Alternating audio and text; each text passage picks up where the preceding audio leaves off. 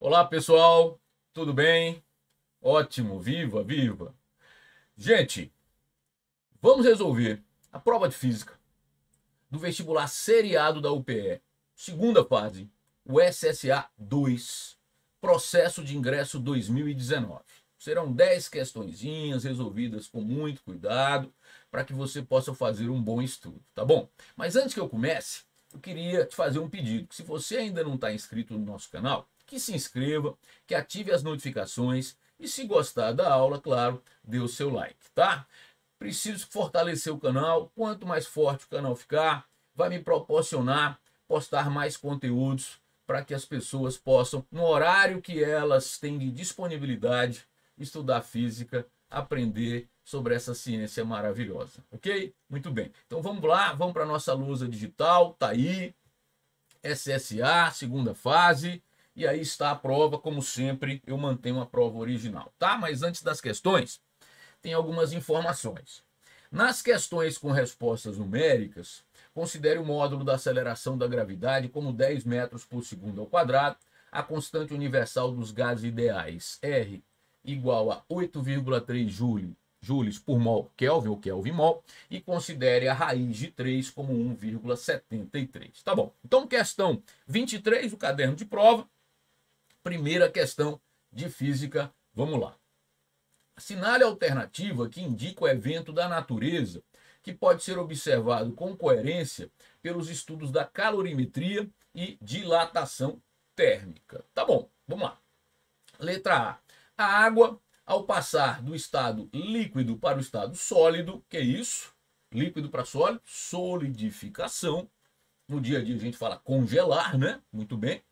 Diminui de volume. Opa, peraí. Calma, vamos respirar. Estamos começando agora. Seguinte. Substâncias puras com comportamento regular, típico, normal, comum, quando sofrem solidificação, diminuem de volume. Isso é uma verdade. Substâncias com comportamento regular, substâncias puras com comportamento regular, diminuem de volume na solidificação, aumentam de volume na fusão.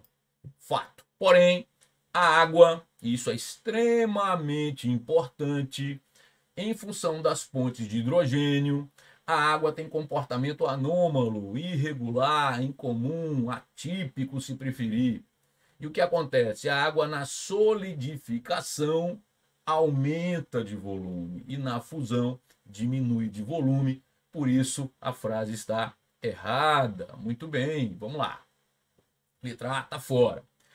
Ao adicionar uma pedra de gelo em um copo preenchido parcialmente por água líquida, o volume total dentro do copo diminui, uma vez que a água possui um comportamento anômalo ao congelar. Frase totalmente sem sentido, acho que você concorda, não vamos nem perder tempo, né? Letra C. Transferir energia térmica para uma barra de ferro, cujo ponto de fusão é acima de 1000 graus Celsius, fazendo-a passar de 35 para 50 graus Celsius, não a fará dilatar, por estar muito longe do seu ponto de fusão. Pessoal, é interessante você conhecer o ponto de fusão da substância quando faz a dilatação? Sim, para evitar que a substância passe de sólido para líquido, sem dúvida. Então, você provocando uma dilatação distante do ponto de fusão é o que interessa. Agora, escute, o quanto ela vai dilatar, o quanto o corpo dilata, não tem nada a ver com esse ponto de fusão. A dilatação linear, por exemplo, a linear, vamos relembrar aqui na lousa. A dilatação linear, como é que é? Quais são os parâmetros envolvidos? A mudança de tamanho, no comprimento, né? O ΔL é diretamente proporcional ao comprimento inicial, diretamente proporcional à variação de temperatura, e aqui a constante de proporcionalidade nada mais é do que o coeficiente de dilatação térmica, que diz respeito ao material, não é assim? O coeficiente de dilatação linear, que diz respeito ao material, certo? Então, a temperatura de fusão não participa desses parâmetros, a frase é errada. Muito bem, é claro que essa barra de ferro vai dilatar sim, muito bem. Letra D. A água aumenta de volume ao solidificar-se. Ah, imaturo, né, pessoal? Eita, fiquei na frente. Deixa eu ficar menor então aqui. Fiquei na frente ali agora. Ah, peraí. Aí entregou o ouro pro bandido. Por quê? Porque isso é verdade. A água, em função das pontes de hidrogênio, ela tem um comportamento anômalo para a curva de fusão. É verdade, verdade. A água sofre fusão, então o volume diminui. É irregular. A água sofre solidificação, então o volume aumenta. E é o que ele está dizendo aí, portanto, você acaba de matar a questão. Vamos marcar o gabarito? Vai lá. Correto, letra D de dado. Mas vamos dar uma lida rápida aqui nessa letra E. A variação da dilatação térmica é inversamente proporcional ao tamanho inicial. Opa, não, inversamente proporcional? Não, é diretamente proporcional. A frase já começou errada, portanto, sem dúvida, aí está gabarito correto, letra D de dado. Pergunto, tranquilo, tranquila, respira, vamos resolver com calma, vai dar tudo certo, ok? Vamos juntos, vamos lá para a próxima questão. Tá aí. Sobre o estudo da propagação do calor, assinale a alternativa correta. Mas antes, vamos dar uma revisão? Vamos fazer uma revisãozinha? Calor, energia térmica em trânsito, provocado por uma diferença de temperatura e espontaneamente da maior para menor temperatura. O calor se propaga espontaneamente da maior para menor temperatura por 3 processos possíveis: condução, convecção e irradiação ou radiação térmica. Muito bem. A condução predomina nos sólidos, pode acontecer nos fluidos em menor intensidade, não acontece no vácuo. Lembra quem são os fluidos? Líquidos, vapores e gases. A convecção é exclusiva dos fluidos, só acontece nos fluidos e se fundamenta numa diferença de densidade. E a radiação é quando o calor se propaga através de ondas eletromagnéticas, mais especificamente na frequência do infravermelho. Não é assim? Muito bem. Relembrou? Dos 3 processos, o único que acontece no vácuo. Por quê? Até porque é uma onda eletromagnética, né? E uma onda eletromagnética não só se propaga no vácuo, mas é no vácuo que se propaga com a maior velocidade. Então, dos 3 processos, o único que acontece no vácuo é a radiação. Ok? Relembrou tudo? Então, vamos lá. Vamos focar na lousa. Vamos juntos. A condução térmica pode ser observada em um balão provido de maçarico para aquecer o ar em seu interior, fazendo subir. Não, aí não. Como é que é isso, gente? O que está aí, aqui em cima? Isso aí é a convecção, né? Se aquece o ar, ele se torna menos denso. O ar que está no interior do balão se torna menos denso. E aí o balão sobe. Isso é convecção. Então não está correta, não está correta, né? Letra B. A condução térmica pode ser observada no estudo meteorológico das frentes de ar quente e fria nos continentes vinda do mar. De novo, está insistindo nisso? Não, não. Convecção, convecção. Pois é. Letra C. A radiação térmica não afeta no processo de dilatação dos materiais na Terra, uma vez que a energia vem de muito longe do Sol, fazendo perder força. Eita, não, vou até ficar maior. Só a nossa principal fonte de energia. Claro que o calor que vem do Sol através de ondas eletromagnéticas influencia os fenômenos na Terra. Claro que sim. Então, errado. Letra D. A radiação térmica ocorre apenas do Sol para a Terra. Opa, em nenhum outro evento da natureza ocorre tal situação. Muito pelo contrário. Muito pelo contrário. A chama de uma vela é um bom exemplo de radiação térmica. O filamento incandescente de uma lâmpada. E mais simples, os corpos irradiam calor, mesmo na temperatura ambiente. Você irradia calor. Sim, por isso que você é detectado por câmeras de infravermelho. Perfeito, então frase errada. Bom, só sobrou a letra E. A condução térmica pode ser observada no aquecimento de uma colher à temperatura ambiente quando essa é colocada em contato com a panela no fogo por certo intervalo de tempo. Isso aí é muito comum, é manjado esse exemplo. Você pensou nisso já? Pois é, tá ali encostado na panela, a panela está esquentando. Tome cuidado, porque quando você for segurar, vai estar numa temperatura maior do que a do ambiente. Ela esquentou. Qual foi o fenômeno que aconteceu? A condução térmica, sem dúvida. Vamos marcar então? Gabarito, letra E. Aí está mais uma questão resolvida Vamos lá para a próxima? 25. Um estudante do ensino médio realizou o seguinte procedimento. Pegou uma pequena caixa de isopor com tampa, um termômetro e água. Colocou na caixa 1.200 gramas de água a temperatura ambiente, 20 graus Celsius, e, logo após, 160 gramas de água a 60 graus Celsius. Ficou monitorando a temperatura até que ela não se alterasse com o tempo, ou seja, até estabelecido o velho e bom equilíbrio térmico, não é assim?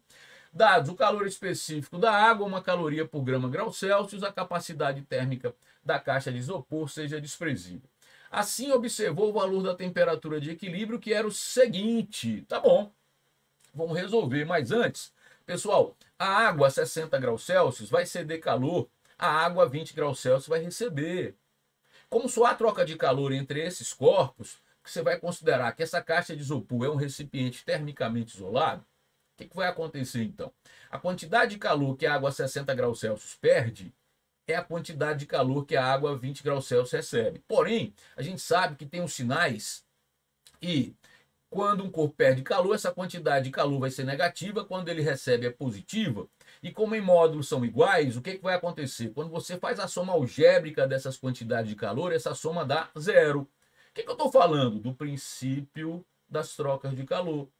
A soma algébrica das quantidades de calor trocadas até o equilíbrio vai ser zero. É isso. O fundamento da questão é esse. A quantidade de calor 1 mais a quantidade de calor 2 é igual a zero. Princípio das trocas de calor. Bom, tanto a água a 20 graus Celsius como a água a 60 graus Celsius, elas sofrem apenas mudança de temperatura, concorda?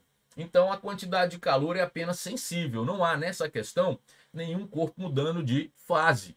Quando muda de fase, a quantidade de calor é latente. Quando muda de temperatura, a quantidade de calor é sensível, pois essas duas quantidades de calor são sensíveis e nós podemos calcular essas quantidades de calor por uma equação que é muito importante, que se chama equação fundamental da calorimetria. A quantidade de calor sensível, massa, calor específico, variação de temperatura. Vamos fazer então juntos? Vamos chamar de 1 os 1.200 gramas de água a 20 graus Celsius, 1.200 gramas de água a 20 graus Celsius. E de 2, 160 gramas de água a 60 graus Celsius, pode ser? Então vai. Quantidade de calor 1, massa 1.200. O calor específico, gente, ele deu, mas como vai aparecer o mesmo valor nos dois, se você quiser, nem precisa usar. Mas como ele deu, vamos fazer essa gentileza? Vamos usar? 1. A variação de temperatura, a temperatura final, que é do equilíbrio térmico, menos a inicial, 20 graus Celsius. Mais quantidade de calor 2, massa 160 gramas, calor específico 1, variação de temperatura, temperatura final, que é do equilíbrio, menos a inicial, 60 graus Celsius, a soma dá zero. Tá aí. Eu posso dividir por 10, posso dividir por 4, dá 4, por 4 dá 30. Se quiser dividir por 2 também pode, mas já está poluindo aqui essa equação, né? Vamos seguir assim mesmo. Baixar um pouquinho aqui. 30 vezes 1 vezes θ, 30 θ. 30 vezes 1 vezes menos 20, menos 600. Mais 4 vezes 1 vezes θ, 4 θ. 4 vezes 1 vezes menos 60, menos 240, igual a zero, certo? 30 θ mais 4 θ, 34 θ, menos 600, menos 240, menos 840 para o outro lado, 840. Se quiser dividir por 2, dá 300, dá 420. Por 2 dá 17. Então, a temperatura do equilíbrio, 420 por 17, se você dividir, vai dar aproximadamente 24,7 graus Celsius. 24,7 graus Celsius. Vamos lá marcar o gabarito? 24,7, letra A, aí está. Vamos aqui anotar. Mais uma questão resolvida. O que é que eu aprontei aqui, hein? Espera aí que eu, no lugar de destacar, eu pintei por cima, acabei com a resposta. Espera aí, estou voltando aqui, viu, gente? Perdão, tá? Vem aqui agora, né? 24,7 graus Celsius. Vamos lá agora sim, marcar o gabarito lá em cima. 24,7 graus Celsius, gabarito letra A. Agora ficou bom, né? Gente, aqui em cima o ritmo tá legal, tô indo bem, tá dando para você entender bem? É isso que importa, tá? Então vou mais uma vez te falar, ó, se gostou da aula, dê o seu like, vamos fortalecer o nosso canal. Não está inscrito ainda? Se inscreva, ative as notificações. Vamos lá juntos então? Vai, mais uma questão. 26. Uma adolescente chegou da escola e encontrou uma caixa de geladeira de papelão. Levou-a para o quintal e entrou nela. Fez um pequeno orifício na parede lateral superior e viu uma imagem completa de um poste de eletricidade projetada na parede da caixa. Mediu algumas distâncias. A altura da imagem do poste, 12,5 centímetros. Do orifício à imagem, 75 centímetros. E do orifício ao poste, 42 metros. Com essas medidas, ele conseguiu achar a altura aproximada do poste, que corresponde a... Muito bem, você reconheceu o assunto? Não é a câmara escura de orifício? A câmara escura de orifício que se fundamenta em um dos princípios da ótica geométrica. Qual? O princípio da propagação retilínea da luz, é verdade. Como é que é? Nos meios homogêneos e transparentes, a trajetória da luz é retilínea, perfeito. Um assunto muito conhecido, tenho certeza de vocês, não tem uma fórmula, você resolve fazendo semelhança de triângulos, não precisa de fórmula, você faz a proporção entre os lados de dois triângulos que são semelhantes, é assim que nós vamos resolver. Mas vamos fazer uma construção para ilustrar melhor o que está acontecendo? Topa? Olha só. Agora eu vou fazer uma figura totalmente fora de proporção, tá? Por quê? Porque 42 metros e 12,5 centímetros são muito distantes. Então eu vou fazer uma figura, aparentemente ela vai estar, veja só, totalmente errada pela proporção, mas ela vai nos ajudar a resolver, tá bom? Então vai, ó, tá aí a caixa, o orifício, certo? O poste, e como é que é? Nos meios homogêneos e transparentes a trajetória da luz é retilínea, luz que atinge o poste e vai para o fundo da caixa só pode passar pelo orifício. Então, de cada ponto do poste, eu vou traçando retas, porque a trajetória não é retilínea, nos meios homogêneos e transparentes, e vai atingindo aqui o fundo da caixa. É claro que eu não vou fazer muitos pontos, porque, na verdade, entre esses dois extremos tem infinitos pontos. O que eu faço, então? Eu uso os dois pontos dos extremos, o inferior e o superior, pode ser? Então, lá vai, ó, assim e assim. Aí está, e dessa forma se projeta no fundo da caixa a imagem do poste. Repito, figura totalmente fora de proporção, tá? Vamos marcar agora as medidas que ele cita. Ó, a primeira é aqui, ó. Olha para a setinha. Que é isso? A altura da imagem, 12,5 centímetros. 12,5 centímetros. Depois, do orifício à imagem. Do orifício à imagem, 75 centímetros. Depois, do orifício até o poste, 42 metros. 42 metros. E o que ele quer? A altura aproximada do poste. Ih, rapaz, não tô conseguindo destacar isso para você. De amarelo, vai, deixa eu ver aqui, rapidinho. Altura aproximada do poste. Tá ficando escuro, né? Não, vamos aqui, vamos fazer assim então.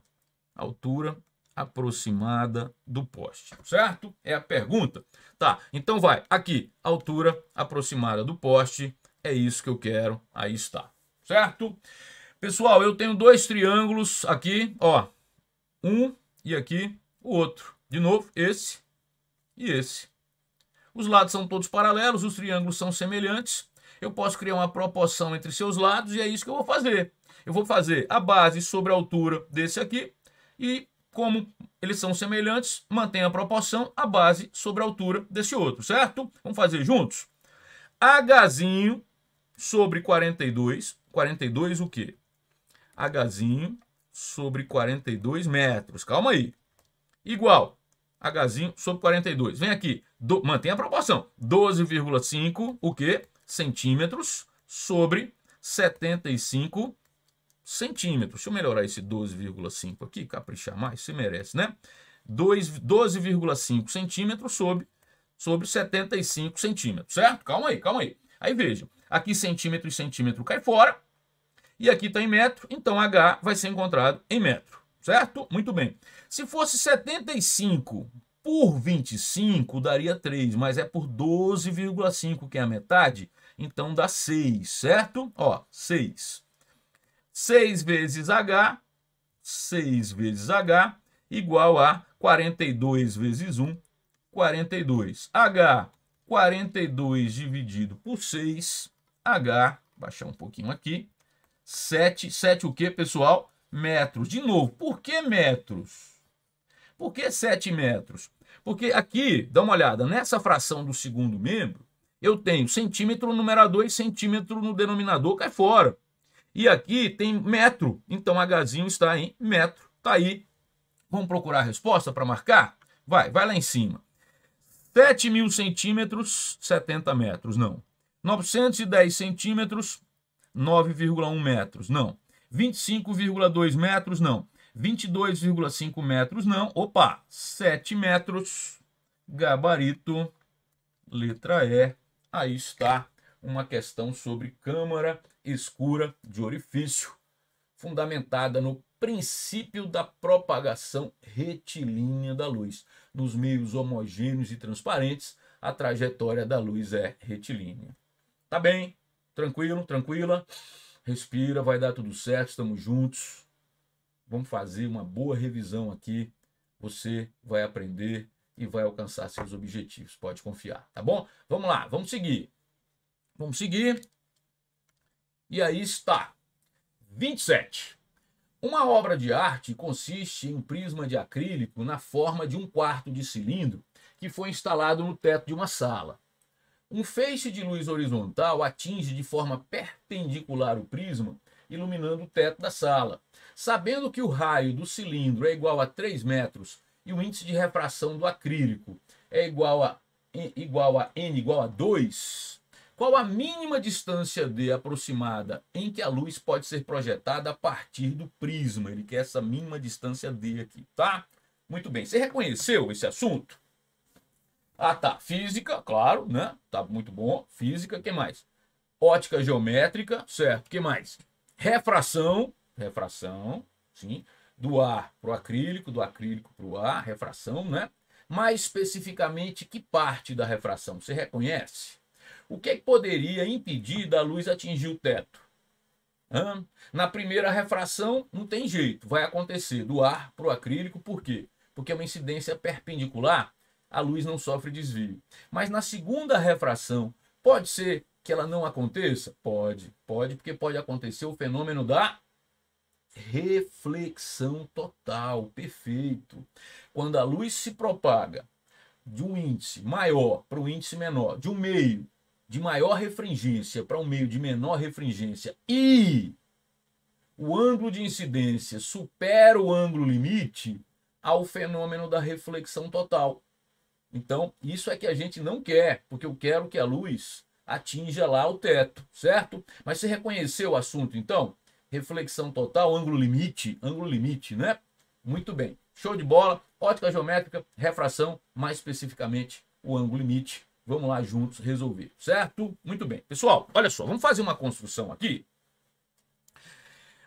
Refração do ar para o acrílico, mas a incidência é perpendicular. Você se lembra que quando a incidência é perpendicular, o ângulo de incidência é 0 grau, o ângulo de refração também é 0 grau, logo não sofre desvio. Lembra disso? É refração, a luz muda de velocidade, mas não sofre desvio. Lembrou? Muito bem. Só que agora, veja só, nessa segunda incidência, e aqui é do acrílico para o ar, a incidência já não é perpendicular, tá? Como é que se traça aquela reta importantíssima no estudo da refração? Aqui em cima, como ela se chama? Não é a reta normal, que serve de referência para você medir os ângulos de incidência e de refração?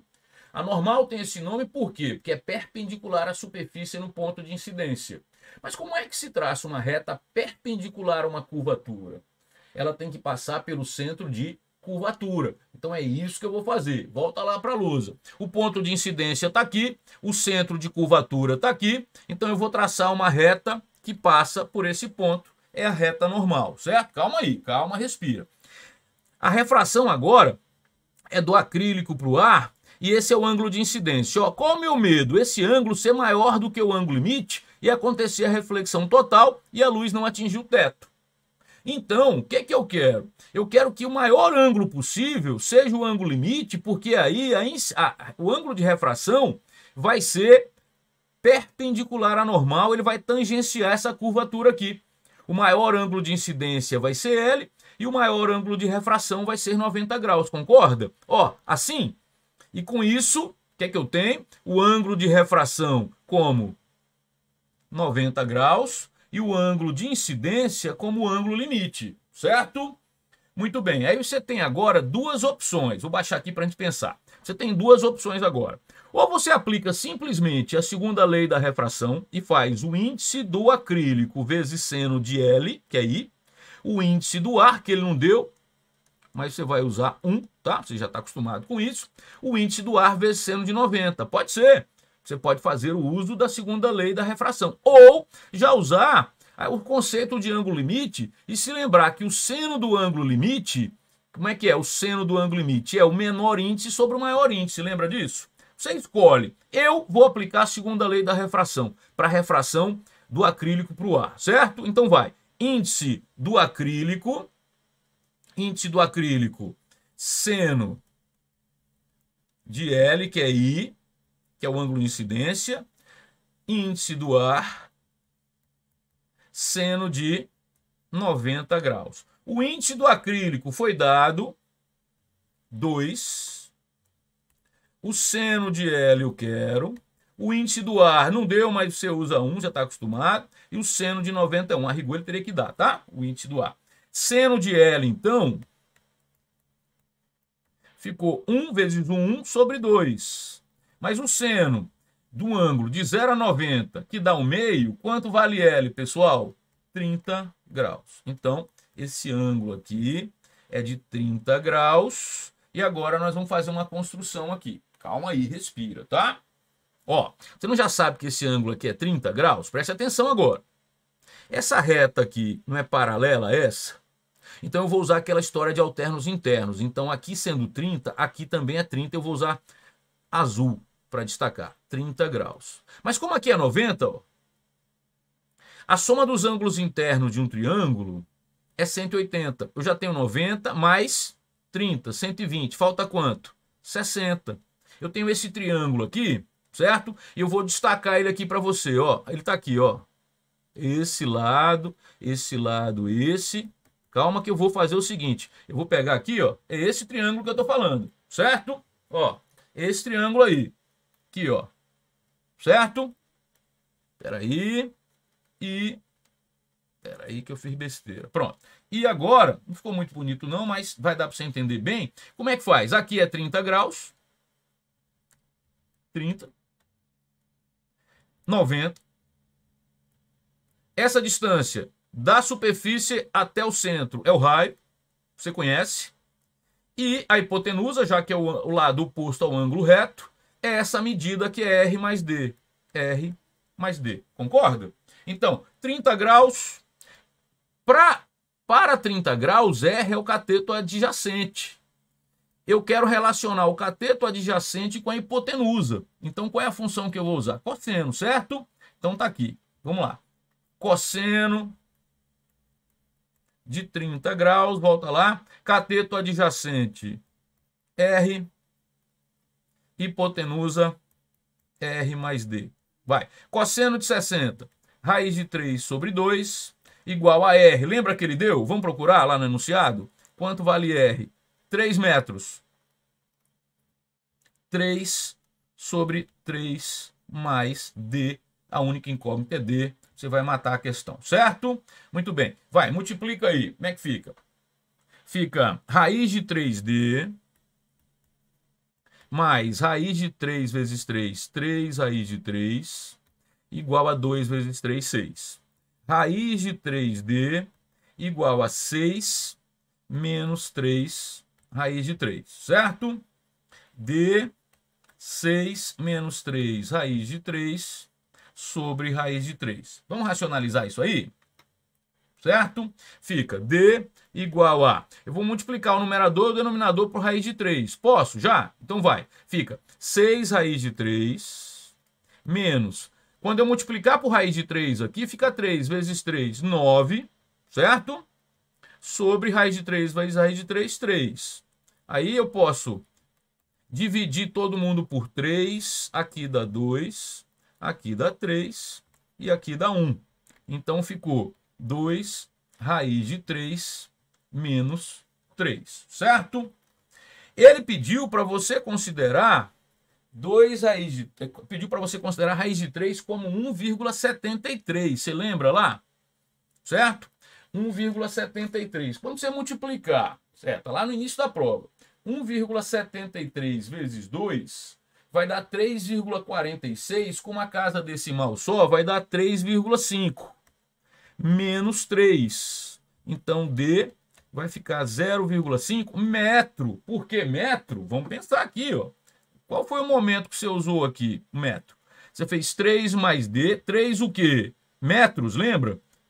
Lembra que R estava em metro? Então, D também está em metro, certo? 0,5 metro. Como ele está pedindo lá em centímetro, 50 centímetros. Vamos procurar a resposta agora. Só repetindo aqui. Raiz de 3, 1,73 vezes 2 dá 3,46. Para uma casa decimal fica 3,5. Menos 3, 0,5. 0,5 metro, 50 centímetros, certo? Vamos lá agora buscar nosso gabarito. 50 centímetros, letra E. Aí está uma questão sobre ângulo limite, mais uma questão resolvida. Espero que esteja tudo bem. Está acompanhando bem, o ritmo está bom. Então vamos para cima, vamos para mais uma questão. Uma lente delgada L de distância focal 10 centímetros foi instalada em um trilho horizontal próximo a uma tela de projeção.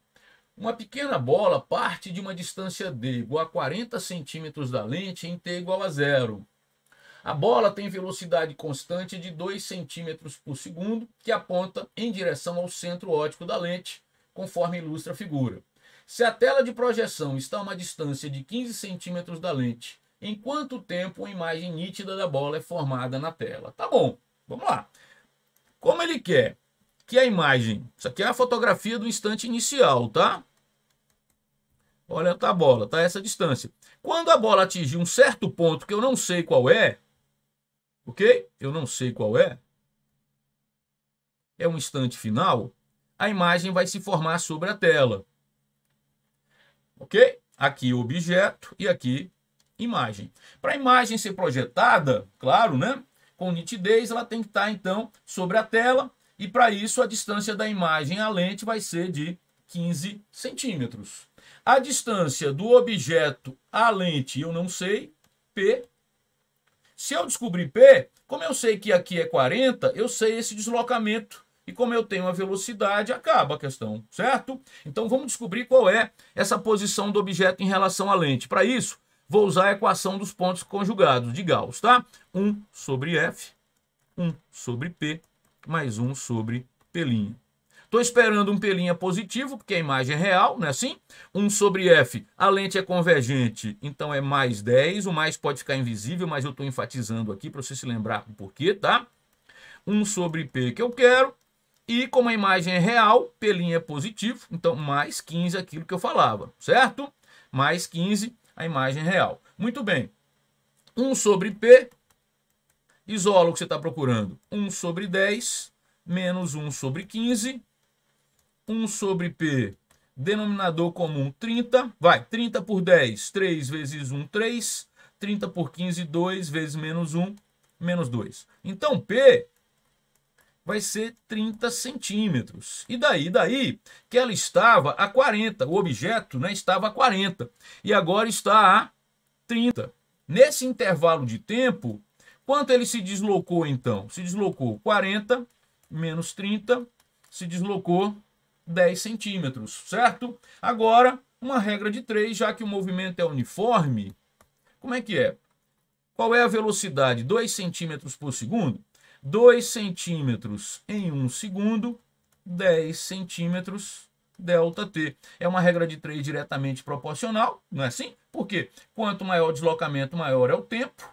Então, 2 ΔT igual a 10 vezes 1, 10. ΔT, 10 por 2, 5 segundos. Outra opção, que eu acho tão simples quanto, é você usar velocidade ΔS sobre ΔT.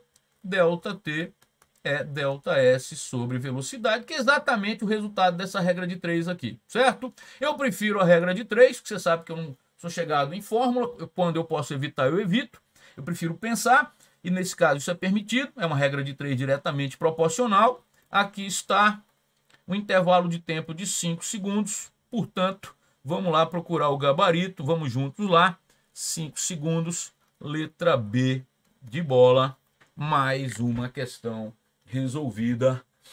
Respira, pense positivo, você vai aprender sim, vai fazer ótimas provas, vai dar tudo certo, tá? Vamos para a próxima? Tá acabando, calma aí, tá mais perto que longe. Um cilindro contendo 2 moles de um gás ideal está fechado por um pistão de massa 16 kg. A altura do pistão em relação à base do cilindro é igual a 50 centímetros e o volume do gás dentro do pistão é igual a 1.225 centímetros cúbicos.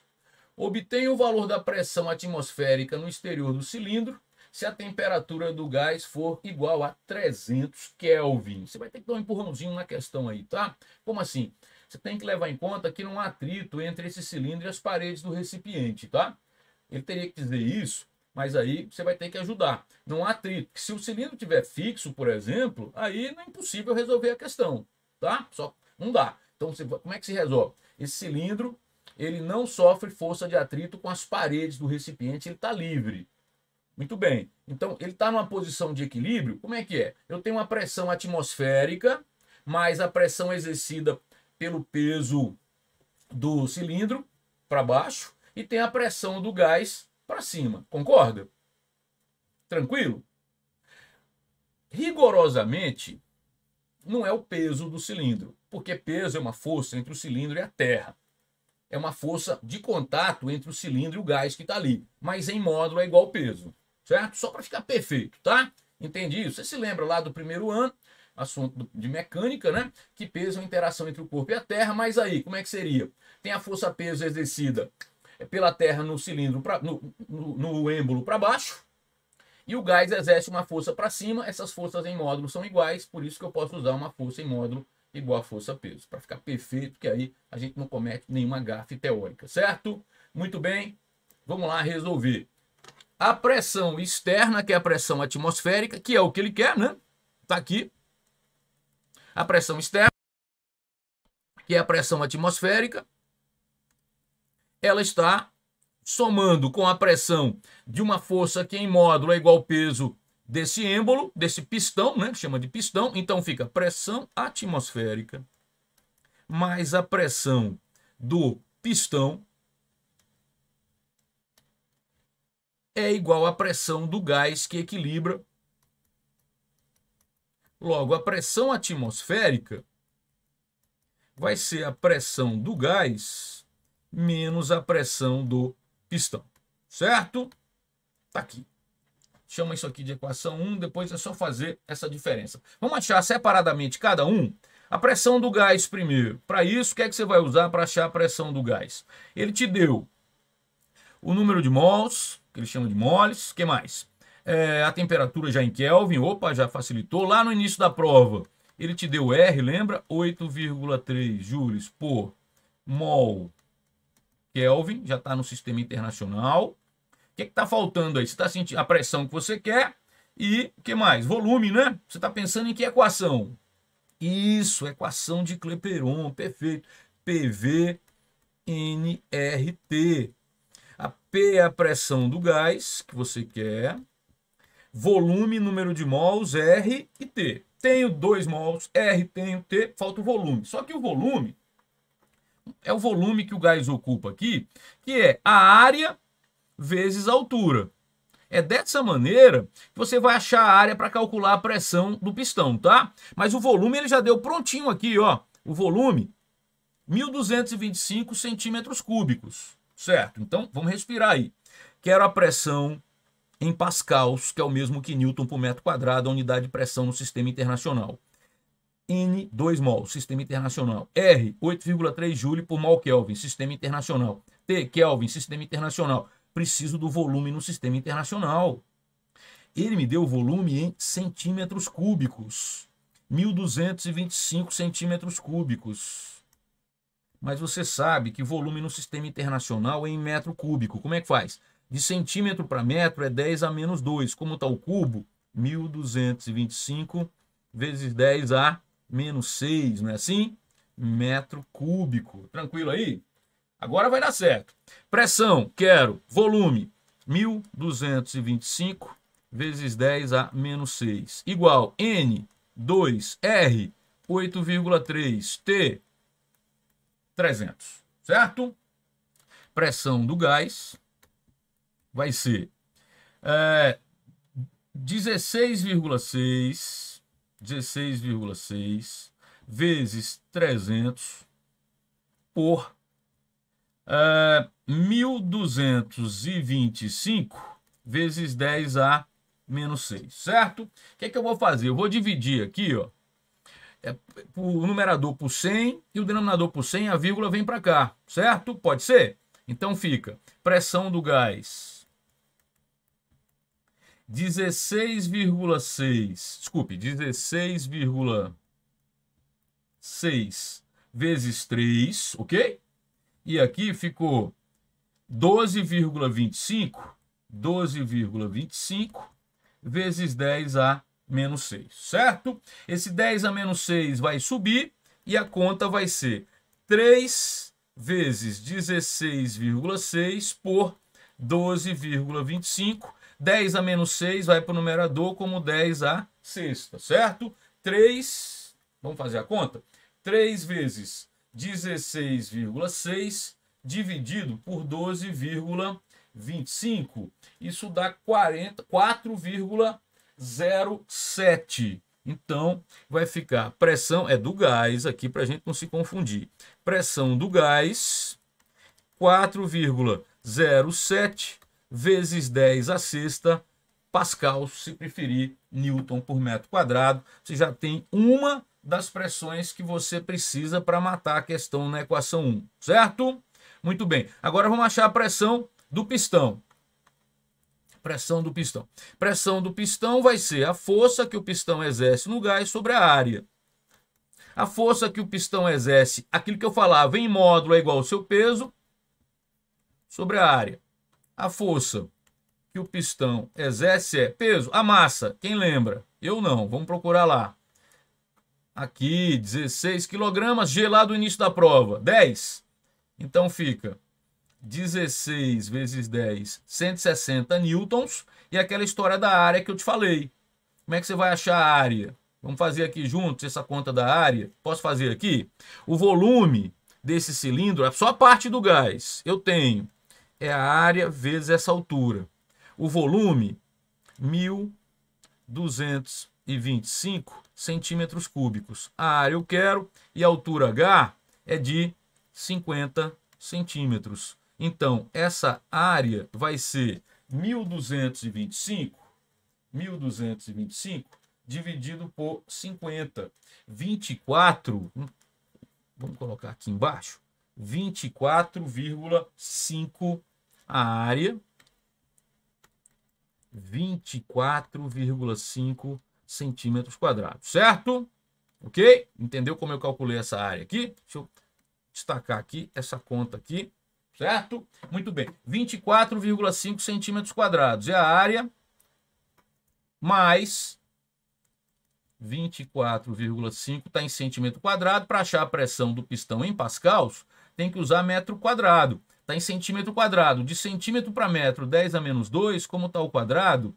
10 a menos 4. Continhas, tá? Que você tem que ter muita atenção, sem dúvida. Então, 24,5 vezes 10 a menos 4. Certo? Muito bem. 160 por 24,5. 10 a menos 4 sobe, 10 a quarta. 160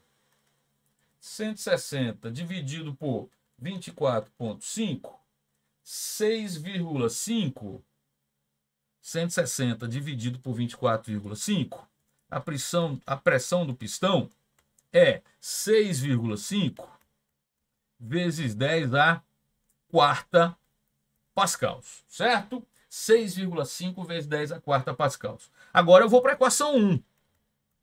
A pressão atmosférica é, como é que era a equação 1?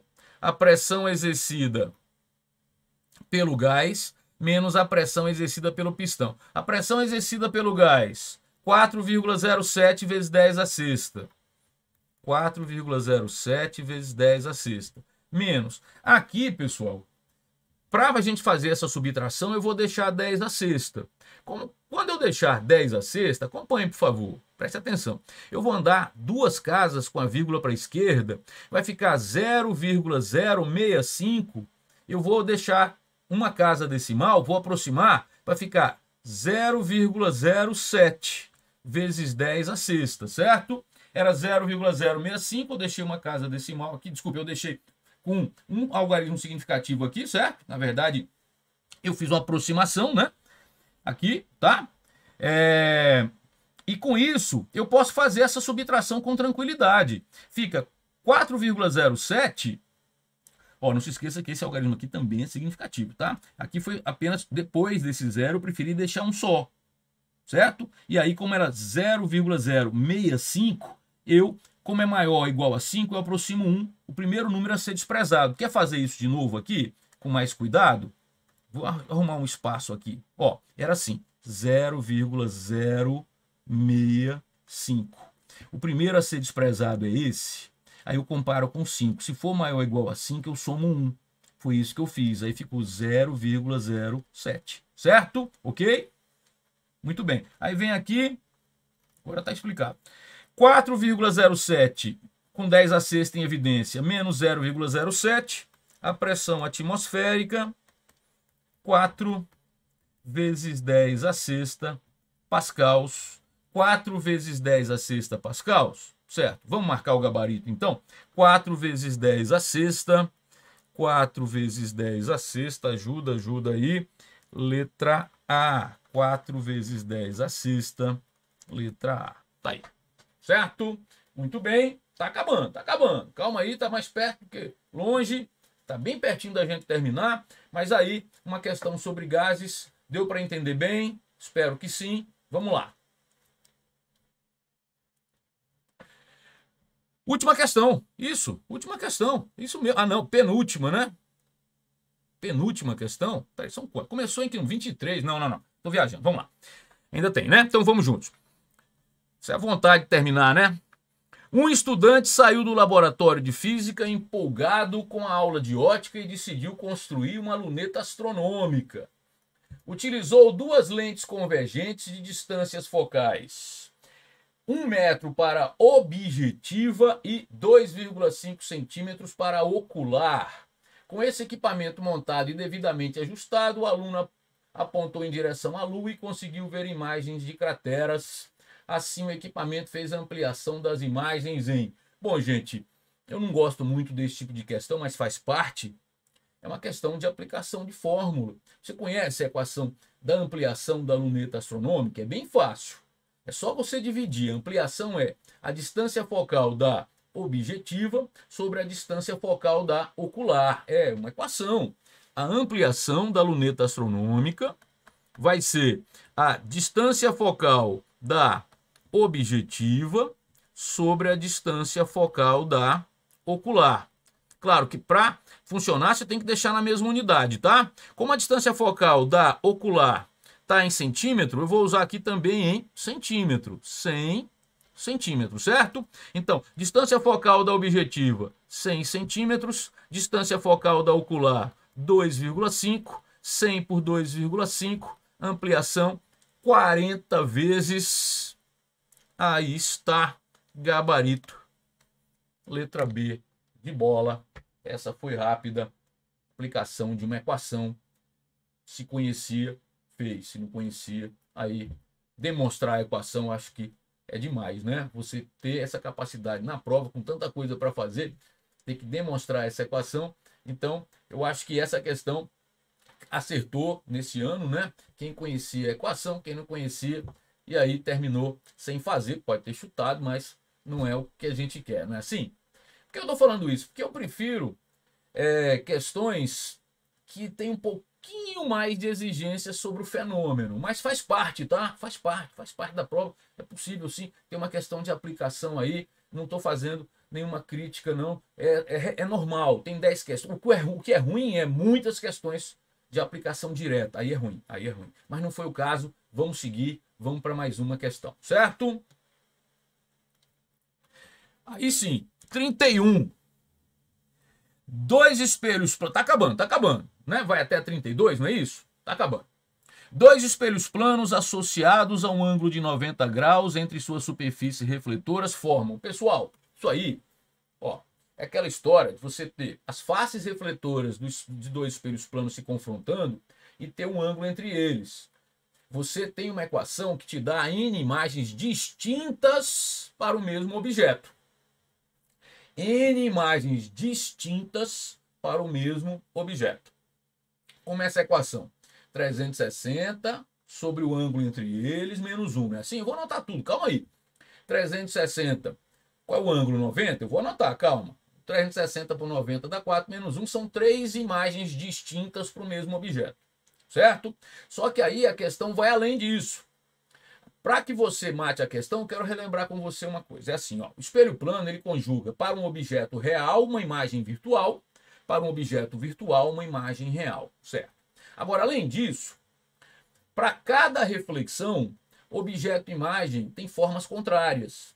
Objeto e imagem tem formas contrárias, a imagem tem forma contrária do objeto, a imagem é enantiomorfa para cada reflexão, certo? Então, é aquela brincadeira que se o objeto é uma pessoa levantando a mão direita, a imagem vai levantar a mão esquerda, não é assim? Calma. Isso é para cada reflexão. Só que como eu tenho mais de um espelho, essa imagem vai ser objeto para o outro espelho. E aí, o que vai acontecer? Esse objeto está levantando a mão esquerda, a imagem conjugada, a nova imagem, vai levantar a mão direita, fica igual ao primeiro objeto.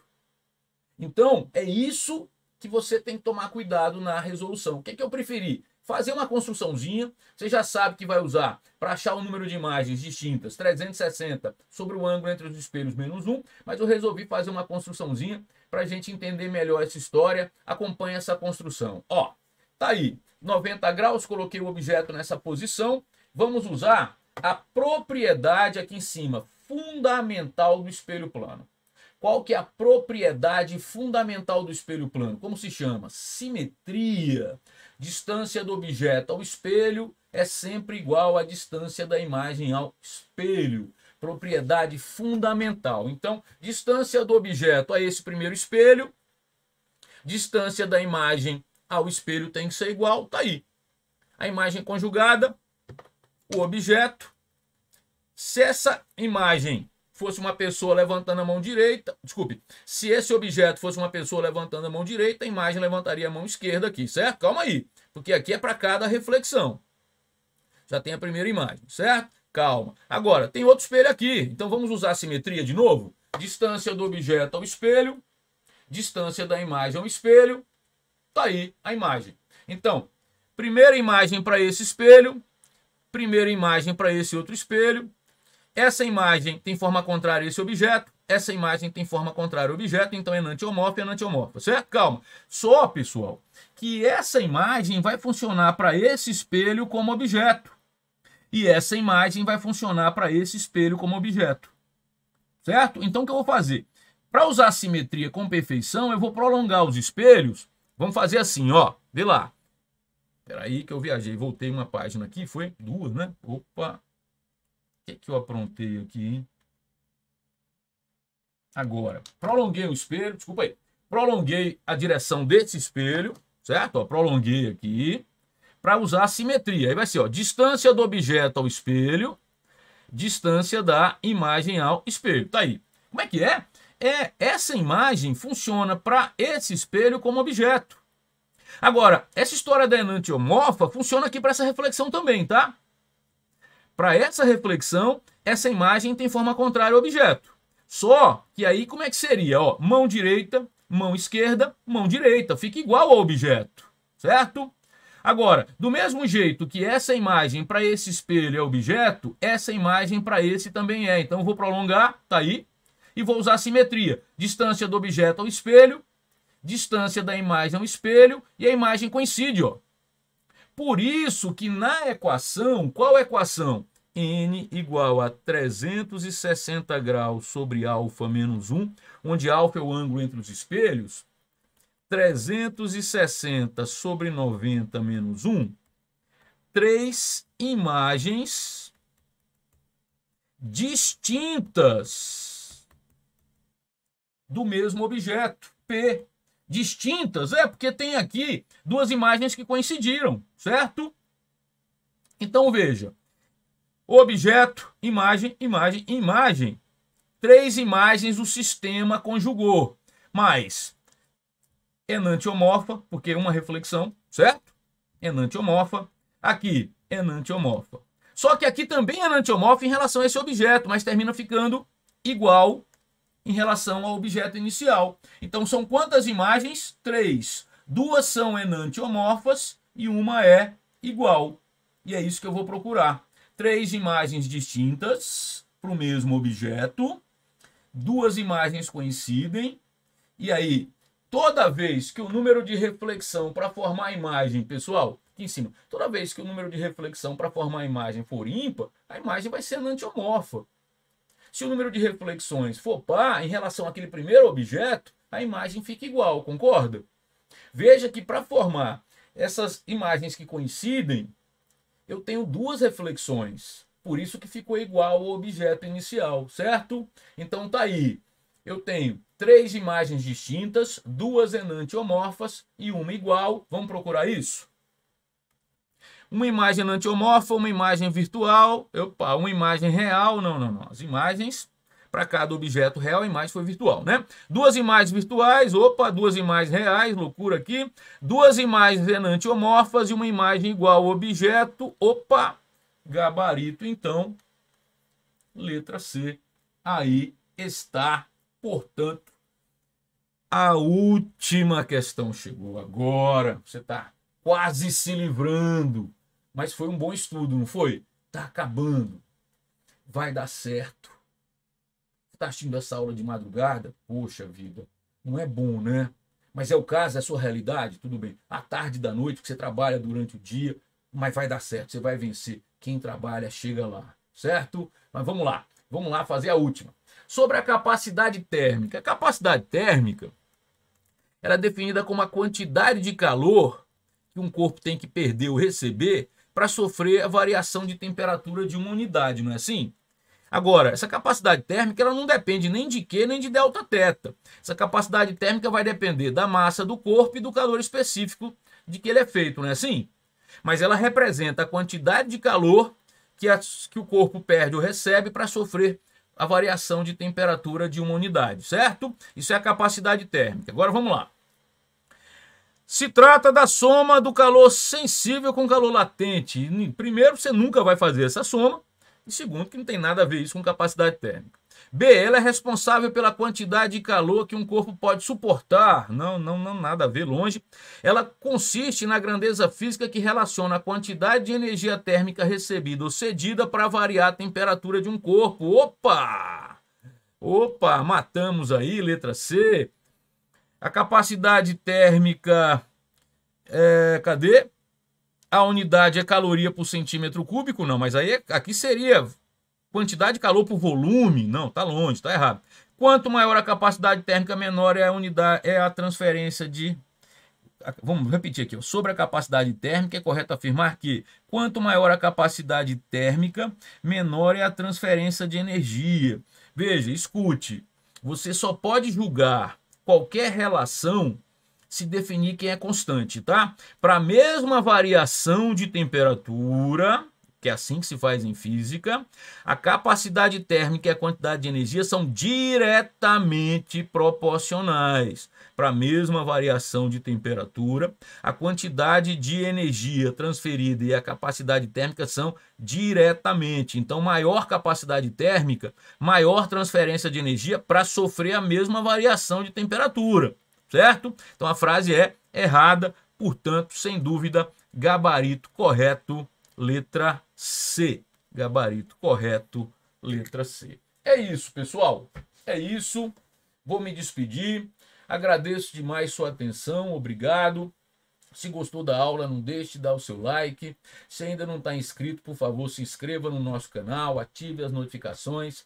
Isso nos ajuda bastante, tá? Eu vou ficando por aqui. Um forte abraço e bom estudo.